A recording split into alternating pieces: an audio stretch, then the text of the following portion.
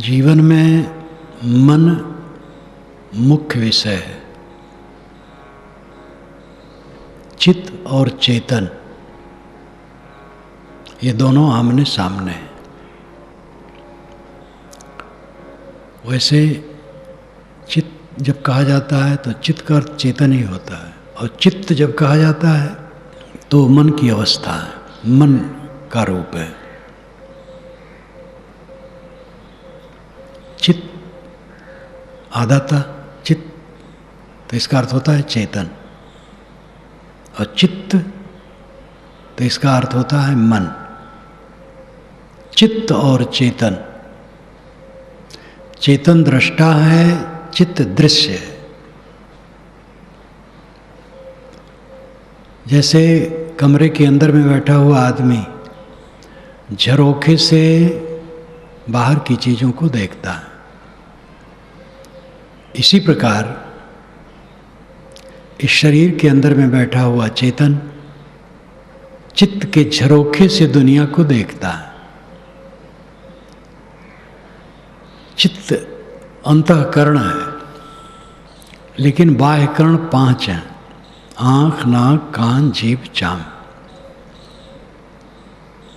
इनसे ये बाहरी विषयों को जानता है। विषय केवल 5 हैं: शब्द, स्पर्श, रूप, रस, गंध। वैज्ञानिक कहते हैं 100 से अधिक तत्व है, तो एक तत्व का एक विषय तो होना चाहिए, तो 100 से अधिक विषय होना चाहिए। तो 100 से अधिक विषयों को जानने के लिए 100 से अधिक ज्ञानेंद्रियां होना चाहिए। तो ऐसा तो जीवन में नहीं है, इसलिए उनके तत्व की परिभाषा अपने ढंग की है। तत्व 5 कहे गए, लेकिन आकाश शून्य है। तत्व कहा जा सकता है, लेकिन वो शून्य है। उसका कोई अणु नहीं है, परमाणु नहीं है, कोई घनमान आयतन नहीं है। शून्य आकाश, खाली जगह को शून्य कहते हैं, उसी को आकाश कहा जाता है। पृथ्वी का गुणगंध है, जल का रस है, अग्नि का रूप है, वायु का स्पर्श है। शब्द किसका है? कहाँ डालें उसको? तो आकाश पर डाल दिए। तो इस प्रकार डाल देने से काम नहीं बनता है। ये तो वैज्ञानिक तथ्य है कि हवा अगर वहाँ से बिल्कुल निकाल दी जाए उस जगह से, तो घंटी हिलाने पर आवाज़ नहीं आएगी, क्योंकि दो वस्तुओं की टकराहट में वायु में तरंग चलती है। वायु हो ही नहीं तो तरंग नहीं चलेगी।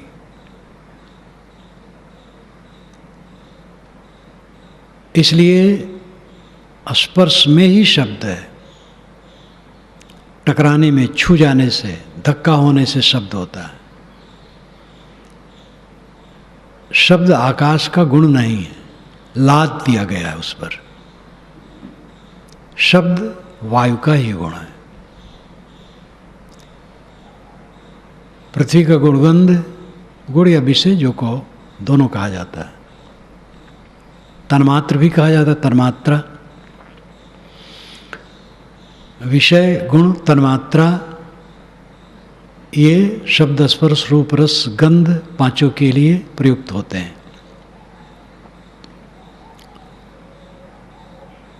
द्रव्य के रूप में जो गतिशील हो वो 4 तत्व हैं: मिट्टी, पानी, आग, हवा।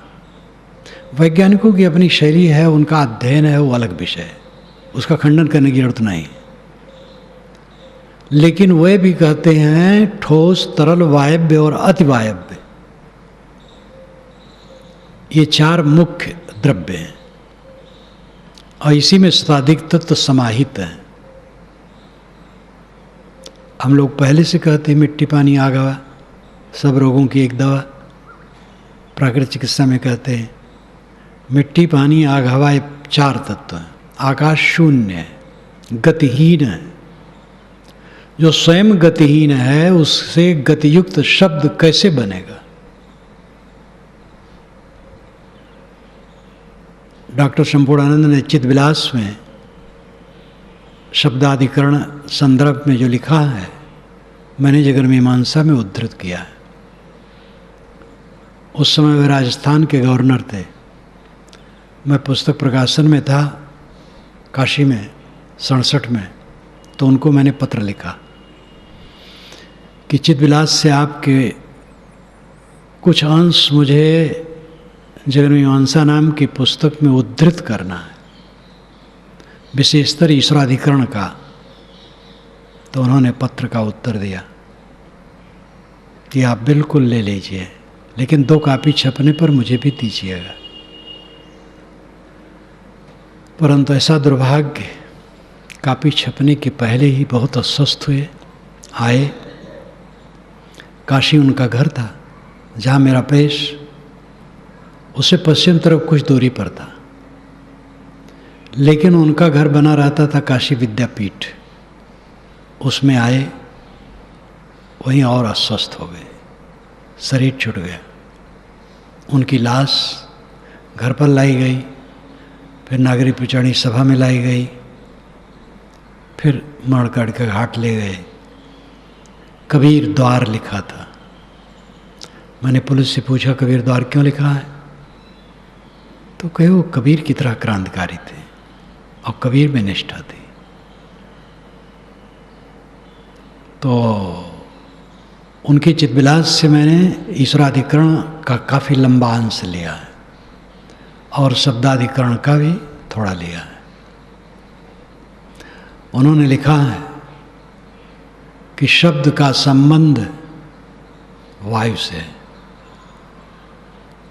2 क्षैत वस्तुओं से उत्पन्न, उनकी भाषा तो संस्कृत निष्ठ होती, बहुत विद्वान थे। शायद को स्यात लिखते हैं वो, शुद्ध संस्कृत में स्यात शायद के लिए। तो लेकिन पोथियों के आधार पर पंडित संप्रदाय आज भी शब्द को आकाश से जोड़ता है, जो बिल्कुल अवैज्ञानिक है। और हटे जा रहे हैं पंडित लोग, विद्यालय में पढ़ा रहे हैं शब्द गुण आकाश का है।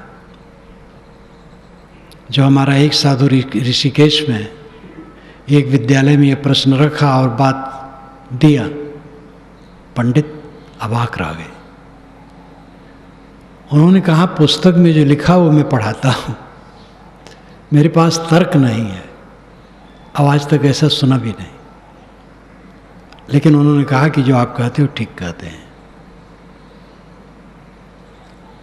तो 5 विषय हैं, शब्द, स्पर्श, रूप, रस, गंध। इन 5 को जानने के साधन बाह्य कर्ण, आँख, नाक, कान, जीभ, चाम, ये 5 हैं। भीतर कर्ण है चित्त, मन, बुद्धि, अहंकार, 4 नाम रख लिए गए हैं। मन सोचना, चित्त खोजना, बुद्धि निर्णय देना, अहंकार स्वीकार करना। अंतःकरण की 4 अवस्थाएं, अंतः नाम भीतर, कर्ण नाम जानने के साधन। बाह्य कर्ण, बाह्य नाम बाहर, कर्ण नाम जानने के साधन। आँख, नाक, कान, जीभ, चाम, ये 5 बाह्य कर्ण हैं और एक अंतःकरण है, जिससे सुख दुख, अनुकूल प्रतिकूल भावनाओं का ज्ञान होता है। उसी अंतःकरण के 4 नाम हैं, मन, चित्त, बुद्धि, अहंकार। कमरे में बैठे हैं, आवाज आती है, ये आवाज है, ऐसा सोचना मन की अवस्था है। ये आवाज किसकी है?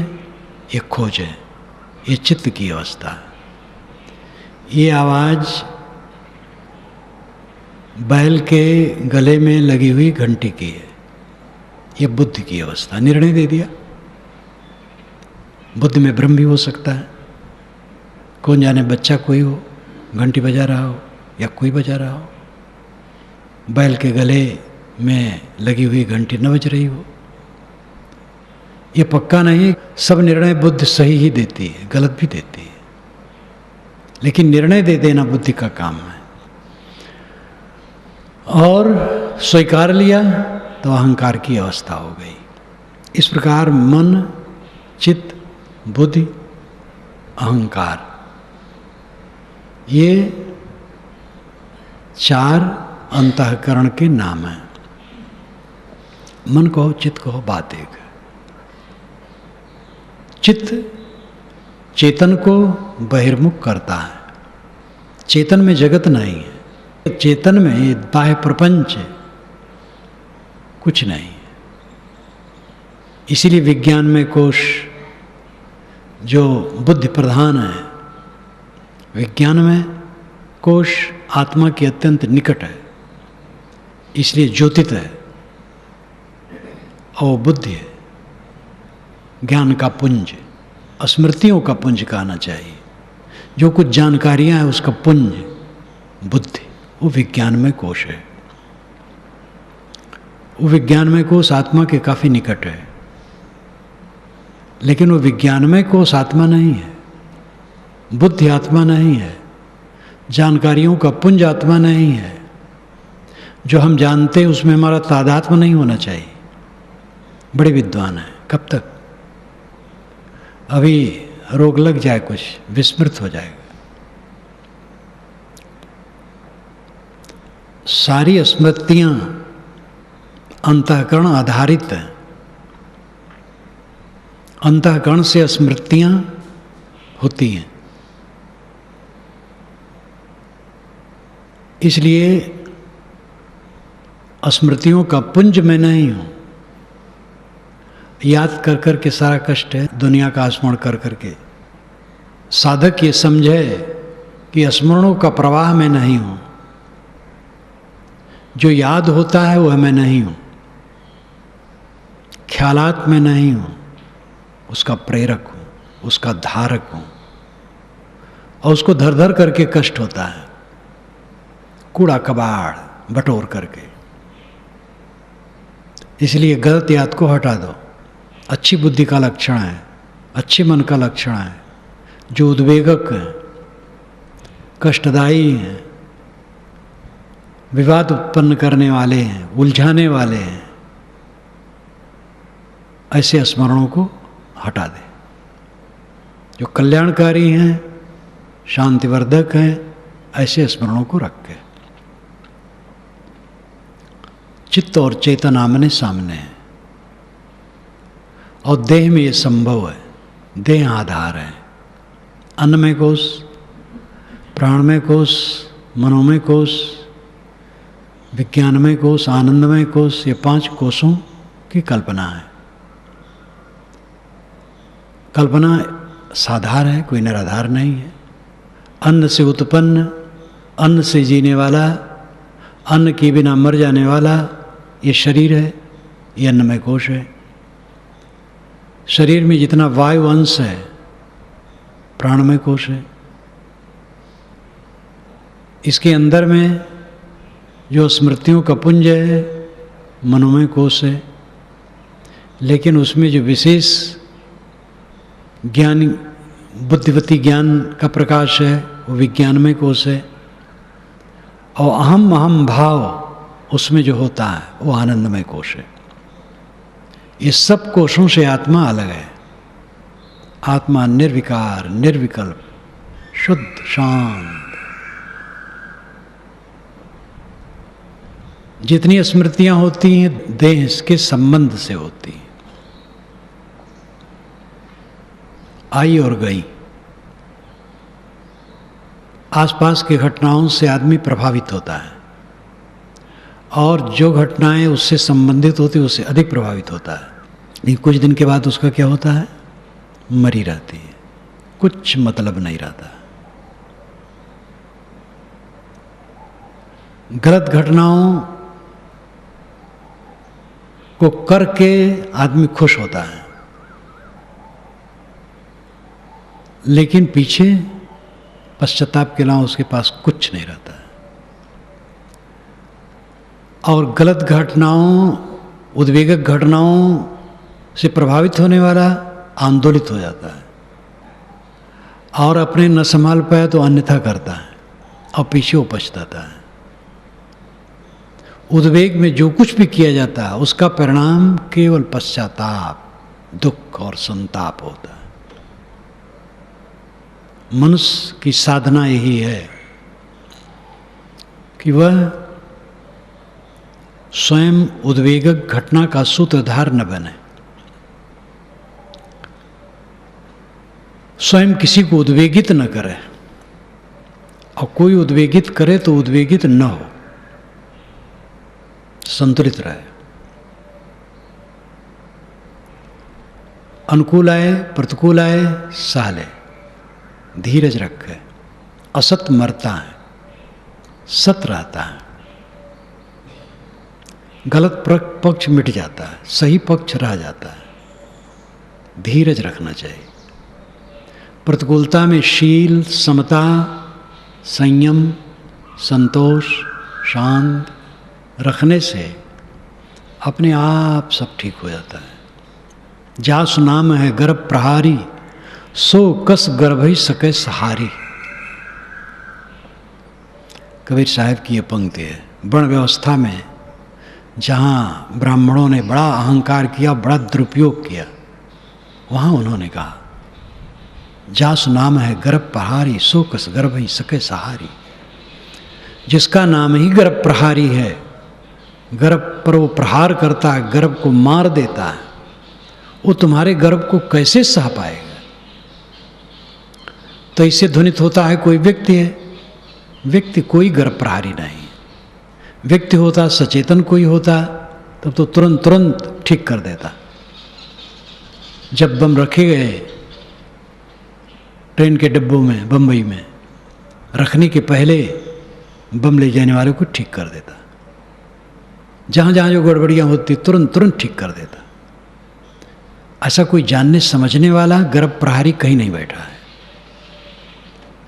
कारण कारज की एक व्यवस्था है, नियम है, जो निरंतर सृष्टि में चलता है। मन में चलता है, तन में चलता है, बाहर चलता है, इन हवाओं में चलता है, पानी बादल आकाश में चलता है, समुद्र में चलता है, धरती के अंदर चलता है। उसके विविध रूप हैं, लेकिन वो निरंतर चलता है। कारण कारज की व्यवस्था हरदम निरंतर चलती है और वो सब को ठीक करके रख देती है। इस धरती आकाश के बीच में गर्भ करने की कोई गुंजाइश नहीं। सारे गर्भ का विनाश होता है। इसलिए बहुत संभल करके चलना चाहिए। स्वयं गर्भ न करे, स्वयं उद्वेगित किसी को न करे, स्वयं किसी को कष्ट न दे, स्वयं किसी की अशांति का कारण न बने। आपके दरवाजे पर किसी ने छिलका फेंक दिया, उद्वेगित न हो, उठा के यथास्थान डाल दें जहां कचरा हो। बराबर करता है तो विनय कर दे। एक सज्जन की छत से पानी जोर से गिरता था दूसरे तरफ, तो उनके कमरे में आ जाए, प्रमाद था उनका। तो उन्होंने हाथ जोड़ करके बहुत विनय से कहा दिया। फिर वह संभल गए। अब उसे में लाठी ले ले, गुर्रा जाए तो ठीक नहीं। अगला आदमी अपने बस में नहीं है, जो नहीं करना चाहिए वो कर रहा है। हम भी वैसे ना हो जाएं। हम वह करें कि जो करना चाहिए। उसकी भी दवाई है, लेकिन नियम से, विवेक से जो करना चाहिए उचित है वैसा करें, बर्बर होके नहीं, शीतल होकर के। पूरी दुनिया को देखो, इतिहास को देखो, उत्पात के सिवा क्या है दुनिया में? उत्पात, उत्पात। इतिहास पढ़ो, उत्पात। इतिहास राजाओं का लिखा जाता है। इतिहास, इतिहास, ऐसा ह कहते आस हैं। इतिहास ऐसा कहते हैं। परंपरा प्राप्त बात जो लेखबद्ध हो वो राजाओं का होता है, प्रायः सामान्य का नहीं होता है। बड़े बड़े संत महात्माओं का भी थोड़ा लिख दिया जाता है, लेकिन उनका कोई इतिहास नहीं होता है। राजाओं का इतिहास बनता है। उनके जीवन के दरम्यान में बहुत सी घटनाएं होती हैं। इतिहास को देखो, उसमें क्या धरा है? द्वंद द्वंद द्वंद। सामान्य घटनाओं को देखो, उसमें द्वंद। उन्हीं द्वंद्वों के बीच में रह करके शांत, सरल, शीतल रहना चाहिए। जितने महापुरुष हुए हैं ऐसे किए हैं। कबीर साहब के जीवन पर 52 कसरियां काल्पनिक हैं, लेकिन उसमें तथ्य है। सरल लोगों का उत्पात किया गया। गोस्वामी जी बेचारे सबकी वंदना करने वाले, ब्राह्मणों की तो बड़ी वंदना की है। और काशी के ब्राह्मण खार खाए बैठे थे उनके लिए। एक तो ये था कि वो शिशु जन्मते ही पिछवाड़े फेंक दिया गया था मंगनों के। मंगन हिंदू थे, उन्होंने पाला, राम बोला नाम रखा। पंडितों की नाक भौं तो सिकुड़ती थी ये। दूसरी बात, मानस अपने ढंग से वो लिख रहे थे, वाल्मीकि से बहुत हटकर। पंडितों को भी बुरा लग रहा था कि मनमानी कल्पना इनकी बहुत बढ़ रही है। और कुछ होगा जो हो, लेकिन काशी में वे रहते थे और पंडित खार खाए बैठे रहते थे, उनसे एकदम तिरस्कृत रखते थे। गोस्वामी जी ने कहा है, धूत कहो, अवधूत कहो, रजपूत कहो, जुल्हा कहो को, काहू की बेटी से बेटा न ब्याह, काहू की जाति बिगाड़े न सो, मांग के खैबो मसीद के सोइबो, लेबो को एक न देवो को दो, तुलसी सरनाम गुलाम है राम को, जाको रुचे सो कहे पुनि सो। मुझे धूत कहो, अवधूत कहो, रजपूत कहो, जोहा कहो, जो कहना हो कहो, मुझे अपने लड़का की शादी किसी की लड़की से नहीं करना है। गोस्वामी जी भी चतुर थे, ये नहीं कहे मुझे अपनी लड़की की शादी किसी की लड़के से नहीं करना। तो काहू की बेटी सो बेटा न ब्याह, काहू की जात बिगाड़ न सो, किसी की जात में मिल करके उसकी जात को मुझे बिगाड़ना नहीं है। मांग के खैबो मस्जिद के सोइबो, मांग के खा लिया, मस्जिद में सो गया। मस्जिद कहते हैं, कहीं भी सो जाते थे। कबीर चौरा अनेक बार आए होंगे, इसलिए कबीर की वाणी का प्रभाव उनकी वाणी में तो विद्वान लोग खुद जानते हैं। कहा लाल लय कीजिए बिना बास का फूल, ये जो बीजक में है, गोस्वामी जी की एक दो अक्षर बदल करके उनके दोहावली में है। आता है, पूर्व के परंपरा का आता है, सब पर आता है, कोई बुरा नहीं। मांग के खेबो मस्जिद का सोइबो, लेबो का एक न देवो को दो, न एक लेना न दो देना। ये कहावत है, अर्थ भी किया जा सकता है, एक लेना नहीं है, किसी का दोष नहीं लेना है, और दो देना नहीं है, अपने शरीर का वीर्य सुरक्षित रखना है, और मन को कहीं नहीं मोहित करना है। तो मन और वीर्य कहीं देना नहीं। लेबो को एक न देवो को दो, तुलसी सरनाम गुलाम है राम को। गोस्वामी जी कहते हैं तुलसीदास तो प्रसिद्ध है राम का गुलाम, बस काफ़ी है, मैं राम का गुलाम हूँ, जान लो सब। जाको रुचे सो कहे पुनि सो, जो रुचे सो कहो, कोई डर नहीं। ये गोस्वामी जी जैसे बेचारे दुर्जनों की भी वंदना करने वालों के पीछे सब हुआ, इतना प्रपंच। कबीर के पीछे खुले खुले चौराहे में कहते थे, जिसको तुम पूछते हो देवता नहीं है, जिसको तुम पुकारते हो भगवान नहीं है, तो तुम्हारे दिल में बैठा है। तुम जन्म से पवित्र हो, कैसे पवित्र हो? एक ही रास्ते तो सब आते हैं। कोई जन्म से नीच कैसे हो गया? हजारों वर्षों से कहा जा रहा था शूद्र छूत है, किसी भी शुभ कर्म में उसका अधिकार नहीं। वैदिक ऋषियों ने ऐसा नहीं कहा, पीछे वालों ने कहा। पंच एमिरे जनाः, ऋग्वेद में आता है पंच एमिरे जनाः, पंच जनाः एमिरे, 5 जन हवन करते हैं। एमिरे नाम हवन करना। 5 जन कौन है? ब्राह्मण, क्षत्रिय, वैश्य, शूद्र, अतिशूद्र। ये 5 यज्ञ करते हैं, हवन करते हैं। हवन से किसी को, अब पंच जन के लिए हम मंगल कामना करते हैं। वेदों में पंच जना खूब धूम है। साणाचार्य का भाष्य यही है, ब्राह्मण, क्षत्रिय, वैश्य, शूद्र, निषाद, ये 5 जन है। विदेश के विद्वानों ने कुछ अलग अर्थ किया है, लेकिन उनका अर्थ सही नहीं। कई अर्थ विदेश के विद्वानों का सही है, कई जगह साइड चूक गए हैं, लेकिन यहाँ साइड सही है। तो वैदिक ऋषियों ने कहीं भी किसी को अलग नहीं किया है। दुर्भाग्य पीछे चला है। कबीर साहब के पीछे, महात्मा बुद्ध के पीछे क्या क्या प्रपंच चलता था। वे आगे टोली लेकर के जा रहे हैं, दूसरी टोली पीछे निंदा करती हुई आ रही है। तो एक भिक्षु उसमें आकर के कहा कि गुरुजी आपकी निंदा कर रहे हैं वो पीछे वाले साधु। कहे ठीक है, उनका धन है, उनके पास रहने दो।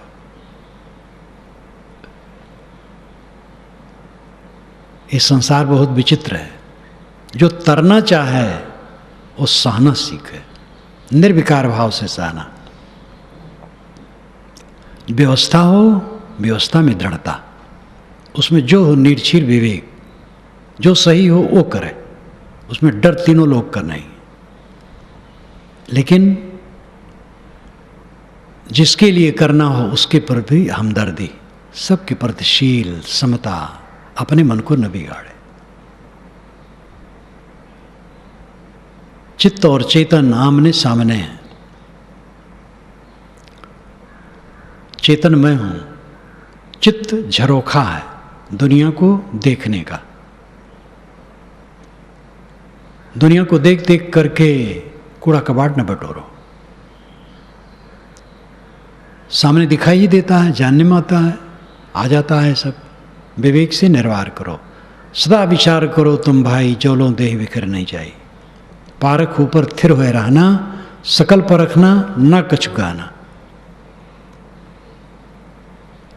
जब तक आपकी देह है, सदैव विचार की धारा चित्त में चलती रहे, जिससे सब कूड़े कचड़े धुन जाए।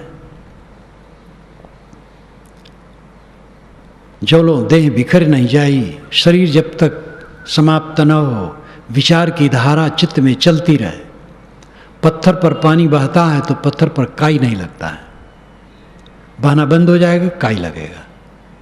विचारों की धारा अगर रुक जाएगी तो मैल जम जाएगा।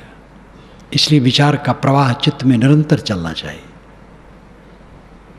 विचार व्यवहारिक स्थिति में समाधि है,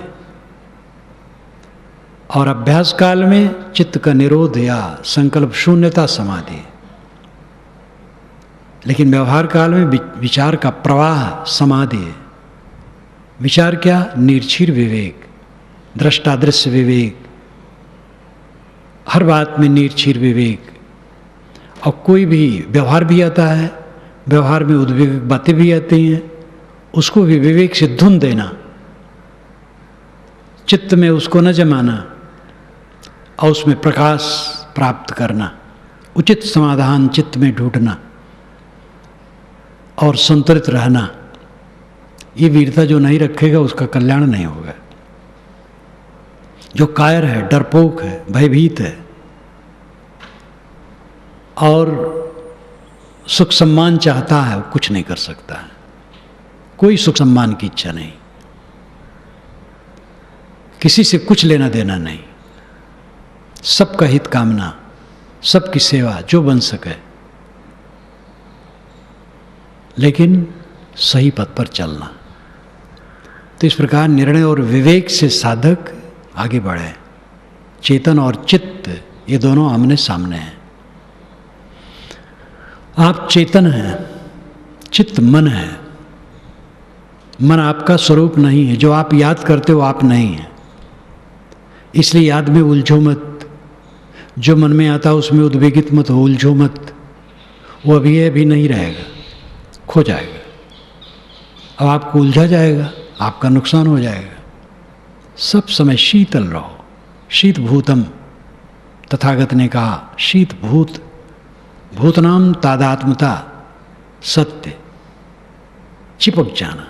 शीत भूत, शीतलता में चिपक जाओ, शांति में स्थित हो जाओ।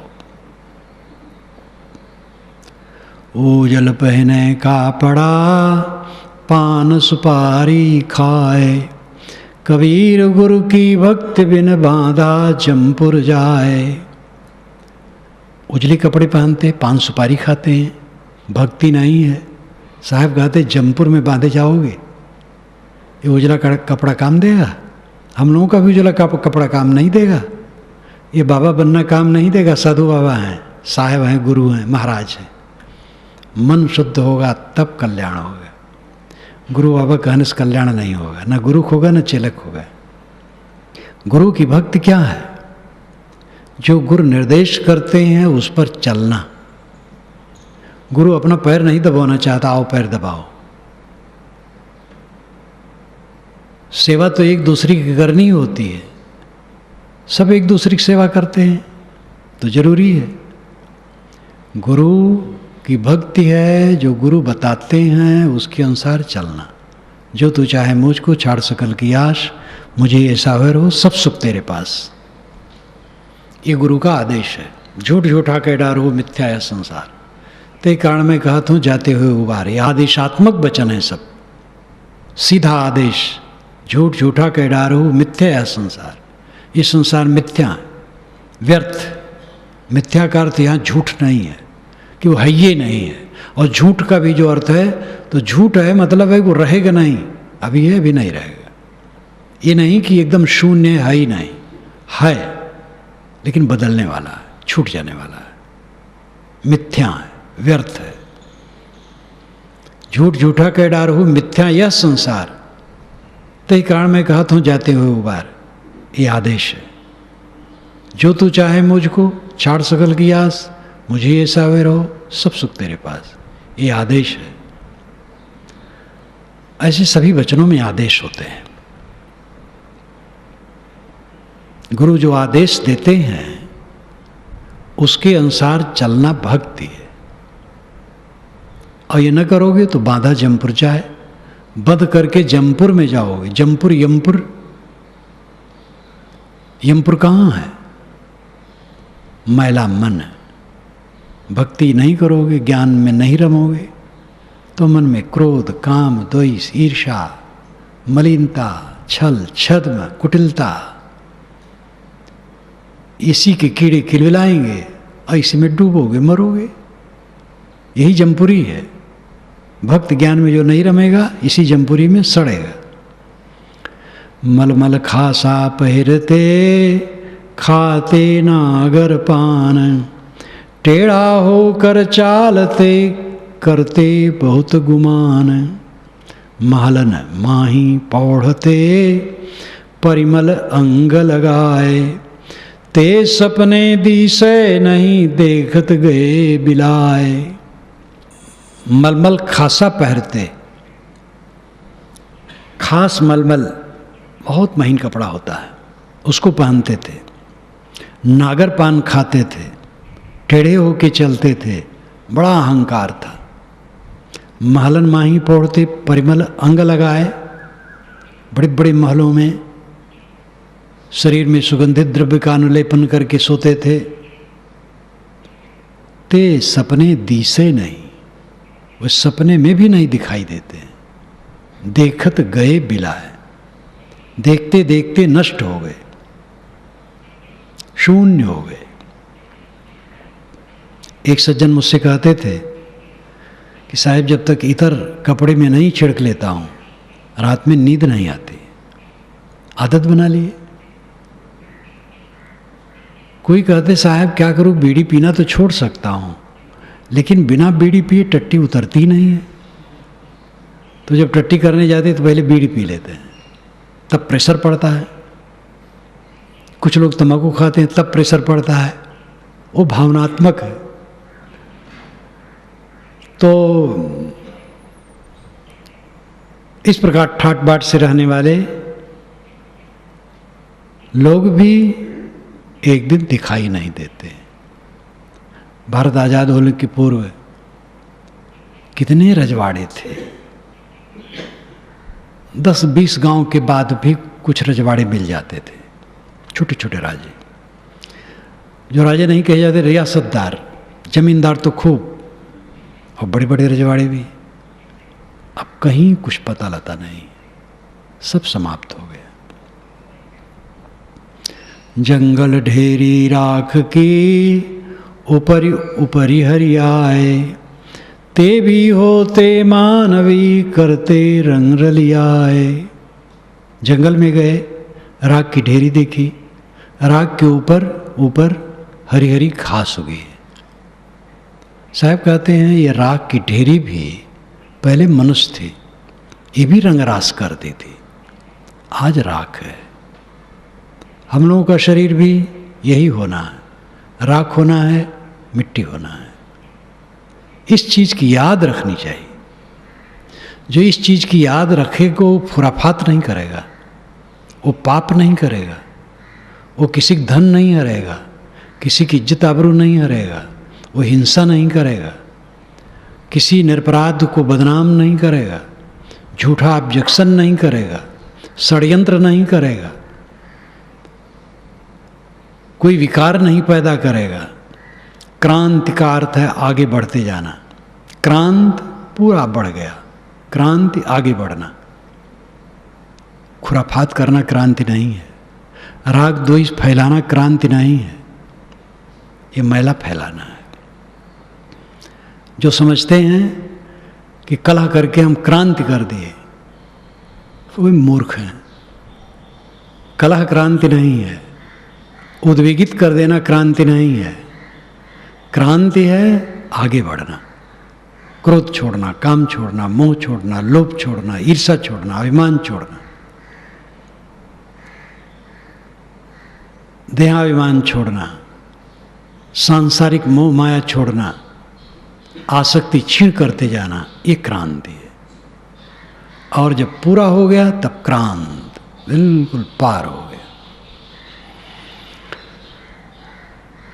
मेरा संगी कोई नहीं, सबे स्वार्थी लोए, मन प्रति तन उपजय जीव विश्वास न होए। साहब कहते मेरा संगी दुनिया में कोई नहीं, सबे स्वार्थी लोग, सब स्वार्थ से जुड़े एक दूसरे से। वो बुरा नहीं है, देह में स्वार्थ की जरूरत है। पत्नी के लिए पति क्यों चाहता है? पत्नी के लिए नहीं चाहता, अपने लिए चाहता है। और पति को पत्नी चाहती है, क्यों? अपने लिए।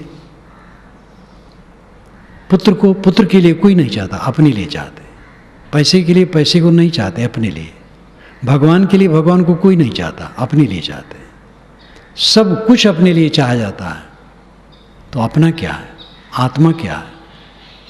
यही तो याज्ञवल्क्य ने कहा मैत्री से।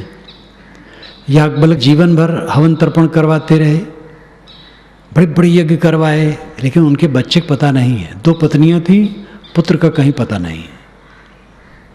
उम्र काफ़ी बीत गई थी, लिखा तो नहीं कितना, लेकिन 60 वर्ष से तो कम नहीं रहे होंगे, वो और ऊपरे रहे होंगे। शतपथ ब्राह्मण 100 अध्यायों का कर्मकांड का उन्हीं का ग्रंथ है याज्ञवल्क्य का। मैत्री और कात्यायनी 2 पत्नियां, दोनों को बुलाए, धन आधा आधा बांट दिए। धन खूब था, क्योंकि यज्ञ बड़े बड़े करते थे, खूब रजवाड़ों से धन मिलता था। कहे देखो मैं कर्म कांड करते करते स्वाहा स्वाहा करते बुढ़ा गया हूं, अब मैं विरक्त हो जाना चाहता हूं।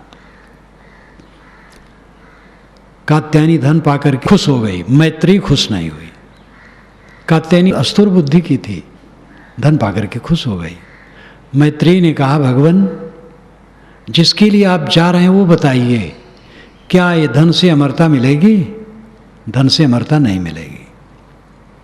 यस्याम नामृतास्याम किमम तेन कुर्याम, जिससे अमरता न मिले वो लेकर के मैं क्या करूंगी? तब उन्होंने कहा, अरे मैत्रेयी तू मुझे प्रिय है, तेरी बात प्रिय लगती है, आ बैठ मैं तेरे को सुनाता हूं। अरे पत्नी के लिए पत्नी को पति नहीं चाहता, आत्मा के लिए चाहता है। अरे पति को पति के लिए पत्नी नहीं चाहती है, आत्मा के लिए। अरे अरे खूब अरे अरे कहे हैं संस्कृत में, लेकिन अरे अरे खूब कहे। पुत्र के लिए, देव के लिए, ब्रह्म के लिए, छत्र के लिए कोई नहीं चाहता, सब अपने लिए चाहते हैं। इसलिए आत्मा और द्रष्टव्य, श्रोतव्यो, मंतव्यो, निधिध्यास्तव्य। आत्मा ही देखने, सुनने, मनन करने योग्य है। जब आत्मा के लिए हम सब कुछ चाहते हैं, आत्मा क्या है? आत्मा को समझो, आत्मा को पाओ, आत्मा में स्थित हो, आत्मा में शीतल हो जाओ, आत्मस्थ हो जाओ। इसलिए आत्मा को पहचानने की आवश्यकता है। तो ये तथ्य है, मेरा संगी कोई नहीं, चाहे तो नहीं संगी हो सकता है। पत्नी चली जाती, पति बैठा रह जाता है, पति चला जाता है, पत्नी बैठी रह जाती है, अर्धांग अर्धांगिनी की पोल पट्टी खुल जाती है। पिता पुत्र, गुरु शिष्य, कौन किसके साथ है? थोड़ा दिन का मेला है। मन प्रतीत न उपजे, जी विश्वास न हो। मोह का पर्दा ऐसा जबरदस्त है कि मन में प्रतीत नहीं होता, विश्वास नहीं होता कि ऐसा सच है। कोई कह दे तुम्हारा कोई नहीं है, घबरा जाते हैं लोग, अय होना है। इसलिए इस वास्तविकता को समझें। और मूल बात जो मैंने शुरू में कही थी, चित्त और चेतन, आप चेतन हैं, चित्त मन है, और इसी से आप दुनिया को जानते हैं और जान जान करके रिश्ते खींचते हैं। इन जानकारियों में अपने को संभाल संभाल करके रखें, उलझे न कहीं। कोई दृश्य रहेगा नहीं, आज का प्रपंच कल नहीं रहेगा, कल का प्रपंच परसों नहीं रहेगा, कुछ नहीं रहेगा। आपकी विशेषता है कि सब अवस्था में शीतल, सरल और आत्मतृप्त बने रहें।